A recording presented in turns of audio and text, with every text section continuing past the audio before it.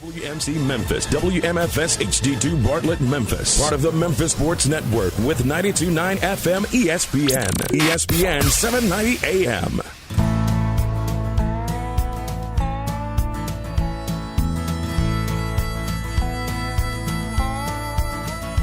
Watch the sunrise, new day's dawning, and it's calling you and me, where the mighty Mississippi flows by Memphis, Tennessee.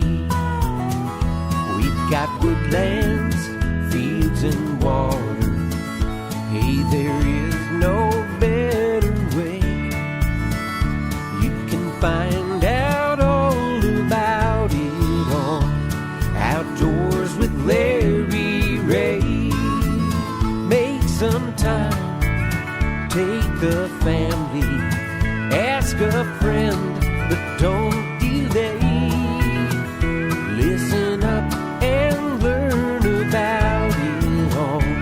Outdoors with Larry Ray. Listen up and learn about it all. Outdoors with Larry Ray. Good Saturday morning. Welcome to another edition of the award-winning Outdoors with Larry Ray on ESPN 790 AM.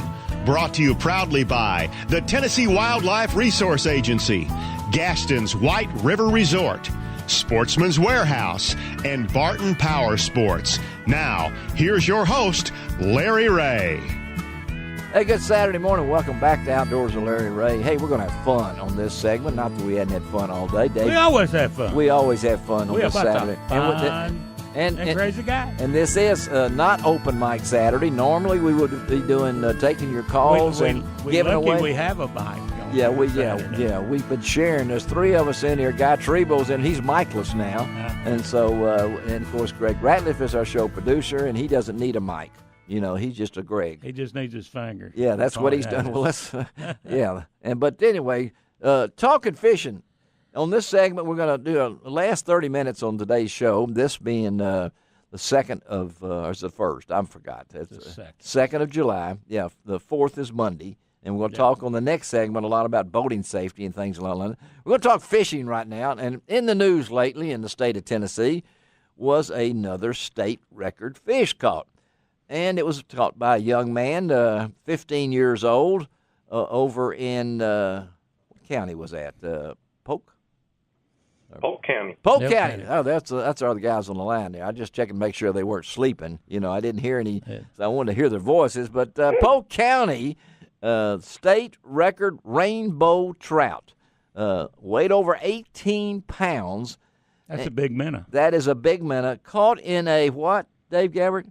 Caught in a farm pond. Caught in a farm pond. And if you didn't see the original picture of the young man, I would have sworn there was two cows behind him back there, and he was hugging at it. You've now got a better picture posted of him holding it up. But who better to talk about state record fish in the state of Tennessee than Mike Bramlett, because that's part of his job is to keep track of the state records, and also we got to throw in the new chief of fisheries. Well, he's not new now. He's not. Well, he's new to that position. New to that position, yeah. But Frank Fiss is the chief muckety-muck of the Fisheries Division. He's the main fish head. Hey, good morning, Frank.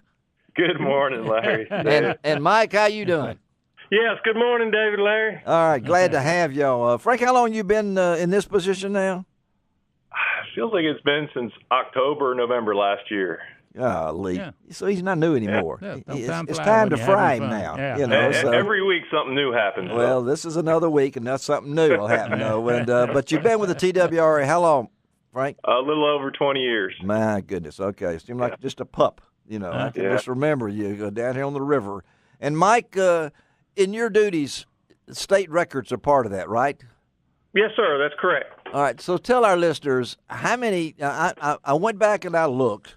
And we have, I don't know how many fish species we have. Freshwater species, how many? We got somewhere around 325-ish. 325? Over 300 species in Tennessee. That's amazing. That's amazing. So on the record, that's just a pun, use of words, about how many records are set every year. Is a kind of a pattern, or like this year, this record, is this the first record this year that we've had set? Well, we average about 8 to 10 per year. Okay. We've got at least since 77, 1977, we've had about 350, records, but we average about 8 to 10 per year, and it goes, up and down, but that's about the average. And Dave, there's a qualification for this, there's a procedure for this. And, and you've got the list and right it's there. Found, you can find this information in the fishing guide. In the Frank Fiss Fishing Guide. Or on our website. on page 45. Page 40. Frank, is that you, Frank?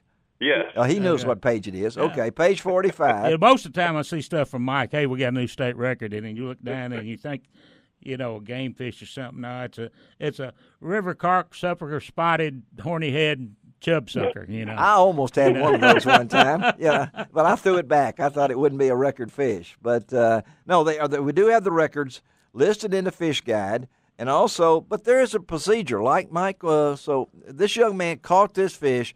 What's the procedure to get that fish recognized?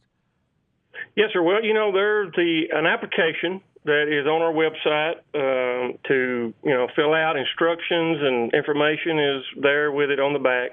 But they got their part to fill out, where they caught it, the species, total length. Then they have to get it certified. Certified weight, certified scales, and the scale operator and a witness other than the angler has to sign, date that application.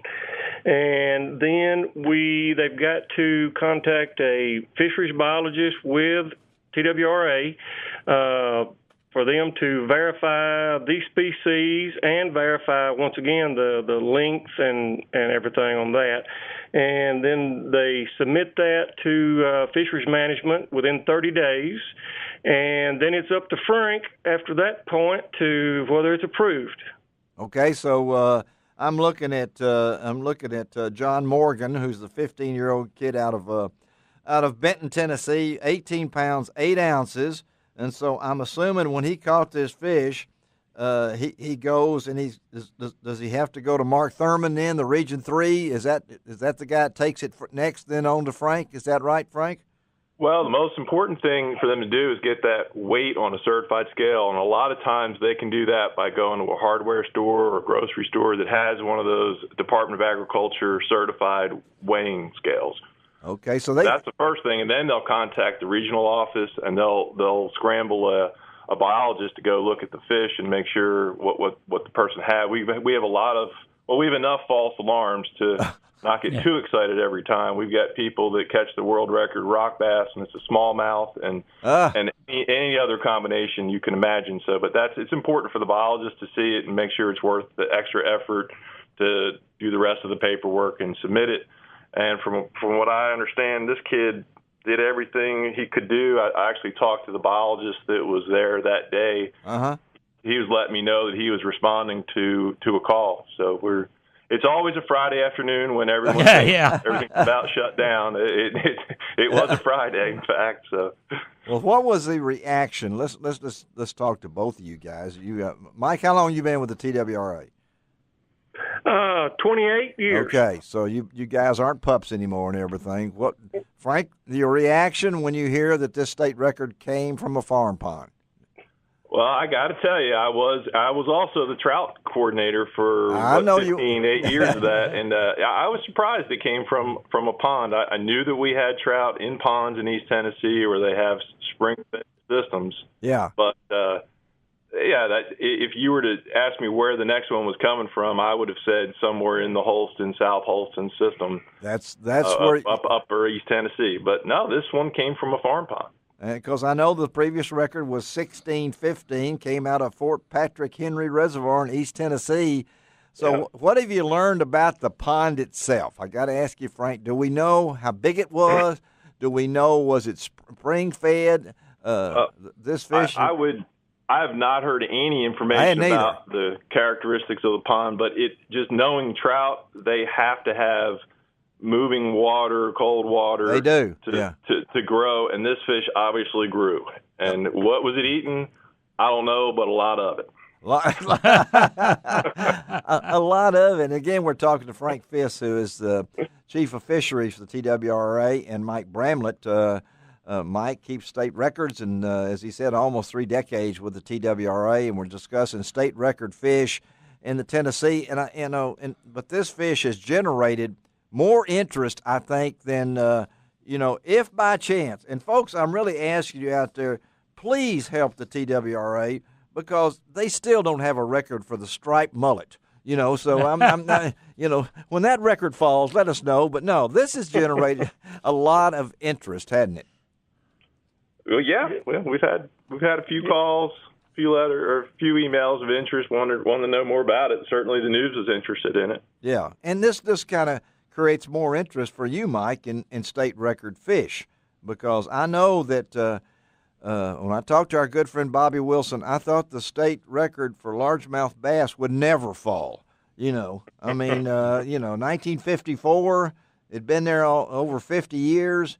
And Dave's nodding his head because I can hear him. But I know that this record is a fish that's maybe, I don't know, it's more remarkable to me. Maybe not more remarkable, because I really thought that, I'd seen the General Jackson out of the Browns Creek that they shocked up on the big bag. Yeah, the big bag. And Frank, I don't think, how long is that bass record going to stand? You think? Predict it. Will it be broken again? I think it's definitely possible when we got fish cruising around in other waters that are bigger. Yeah. I mean, it's certainly possible. All right. What about you, Mike? Do you think this trout record's going to be beaten for a while? Well, it's better for me to say yes. The largemouth, I really believe it will be. The trout, I'm still surprised. I don't know.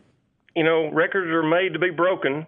But I'm still surprised out of all these I see that, you think, you're at the upper limit, but here it comes. Here's another one that's bigger and larger. So, well, of course, the big fish out of a pond isn't unprecedented. We had a similar record for rainbow trout in 1993.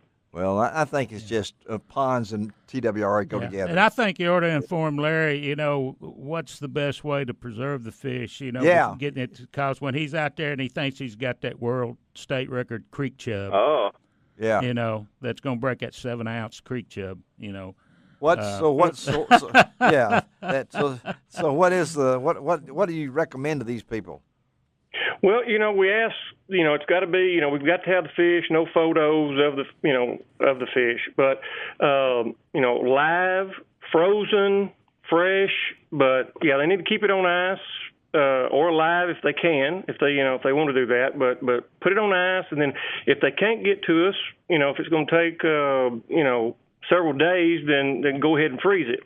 Well, wrap it up and freeze it until we can get a biologist to look at it and verify it and everything. Yeah, the best thing is to put it on ice because if it gets frozen and we have to thaw it out completely sometimes to tell what that block of ice is, and then to get a good weight on it, by then you could really mess up something that maybe, in a lot of likelihood, be something you'd want to mount. So I hope he had a night. I hope he had. If you're a trophy hunter, you should have a plan. It's just like going fishing. Are you going to keep fish today or not? You got to have that plan ahead of time. I don't think this kid had a plan. I don't think he brought his little red wagon. He's going after a turtle. I thought. Yeah, he's going after a turtle. There is no record for state record turtles. No, and I don't know if he was pulling it in a red wagon or not. Because and talking about records, we have records for methods other than rod and reels.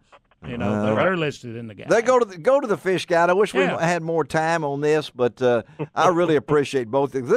I just think it's a cool story. This kid and everything, because I saw him and he looked like Opie from with holding that fish up. That was just a great thing. So anyway, guys, thank y'all.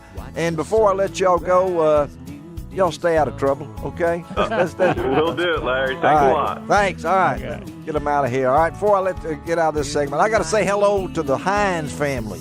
They're all, as they always do on Saturday mornings, are having breakfast at Jimmy Hines, Coach Jimmy Hines' house. It's been a Hines family tradition forever, and I told Fred Hines that I'd say hello to him. Guys, I hope you're having a great breakfast. We'll be right back on Outdoors with Larry Ray. You can find out